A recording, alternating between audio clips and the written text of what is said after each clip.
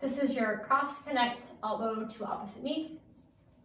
You'll align your back with yoga block underneath your heel. We're gonna have that the medium way.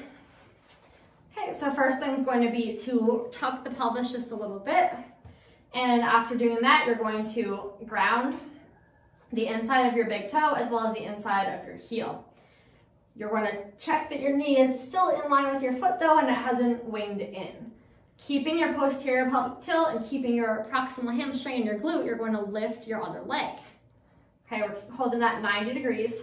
You're going to lift your elbow up so that your arm would be straight if the whole hand was extended, but instead you're going to be bent here.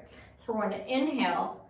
On the exhale, we're moving elbow toward opposite knee, feeling our right abs and our left hip area connect, not losing the hamstring on the wall, not losing the inner big toe and heel. Okay, inhale, exhale. Now, if that's too much to keep on top of, you can just stick with a straight arm and you're gonna reach to the ceiling. So inhale, exhale and reach. Glute, proximal hamstring. Inhale, exhale, reach. Still feeling the cross connect abs.